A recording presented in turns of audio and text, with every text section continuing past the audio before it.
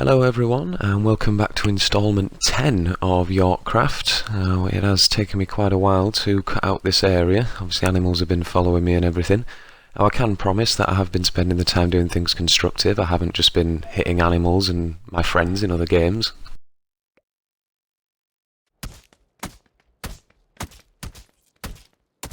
Promise. So the first section of the video, you can see we're back over at Monkbar, and at the end of the last video, installment 9, you did actually see I'd started doing a lot of these walls, and I can now legitimately say I've done just under 2 kilometres of York's walls, although sadly this section here between Monkbar and North or Robin Hood Tower is covered by a lot of buildings and trees, so it's actually been rather difficult to figure out the kind of thing we're looking at, where all the buttresses are. Although I've been given some more records which do show the inside of the walls quite well, and what these towers would have looked like before the Victorians messed with them. Obviously in the last video as well said that the walkway, the inside of the walls and the towers had been changed. Now there is a total of 5 towers on this section, and when we get to the final and 5th tower, that's when the building and tree line starts to stop, so you can see that I've actually figured out where these buttresses can go, and a couple of designs for them. Even down to the spikes on the top, everything is down to a perfect foot scale. And the reason I'm showing you this video now is these new records I've been given actually show, instead of Robin Hood Tower that we're looking at being here, there's a large gate with a drawbridge and everything. So I'm going to have to rip all this down, sadly. As I said in the last video, we don't make mistakes, just happy little accidents, so it means I get to show you what this looks like. Nowadays on the inside there is a lot of arches put there by the Victorians, and thankfully the new records as well as the towers show me what the inside of the walls look like. This section here between Monkbar and North Tower isn't covered as much by trees, so we have actually got every single section of this wall perfect how it looks in real life, and it didn't actually take me that long either, only a few hours. As we do carry on coming down here, we can see just as the wall starts to curve in ever so slightly, we'll get to Monkbar. That is going to be the second thing we're looking at. As you can see, it now has got all 3 stories, all the crangulations and buttresses have been put in, although not the barbican.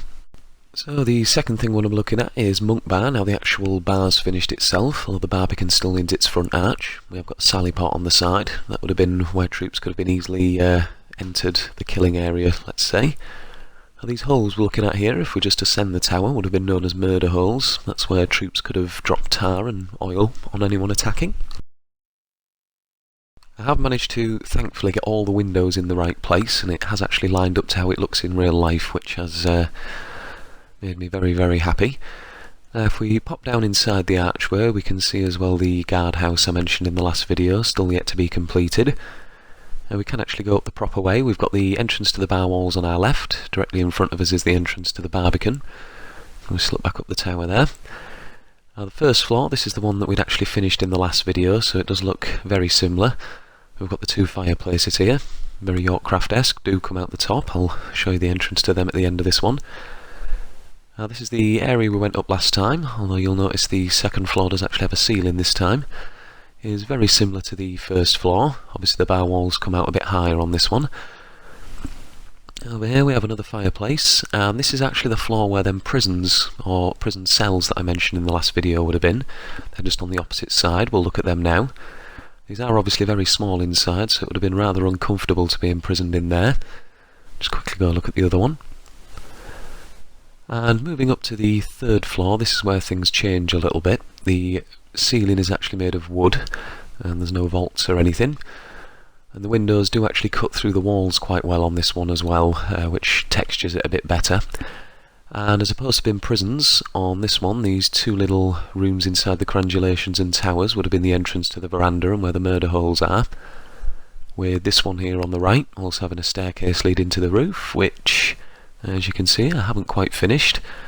Although, just to prove my point from earlier, if we go down this hole, this is the entrance to the chimney, and we'll shoot past the 2nd floor and land on the 1st.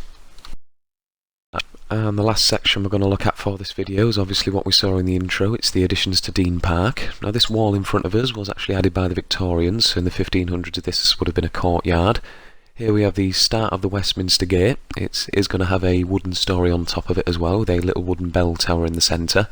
Obviously you can see the path and where I've dropped down the gardens. There is about 16 or 17 gardens I am going to have to do, and all of my picture references, well actually just one picture reference was off a woman from a Facebook page called York Past and Present. They gave me quite nicely. Obviously just waiting for the grass to grow there before I start putting the paths in. Here as well we can see the extended version of the ruins which still lay in the park. This would have been the essentially corridor leading to the chapel. And over here at the back of the walls we can see the Victorian arches which nowadays run across the entire wall. Well, as always guys, it's a very big thank you from me. If you did enjoy the video, feel free to give that thumbs up a little press. If you want to see more of these videos and you're really nice, hit subscribe, hit the bell, make sure you press all to see absolutely everything. I'll see you on the next one. Stay crafty. Ah, lovely. You've got a nice little self-isolation house here. Absolutely no one around, just you and a sheep. You've built your house on the opposite end of the wall to the other villagers. Well done. Shame I'm going to destroy it all.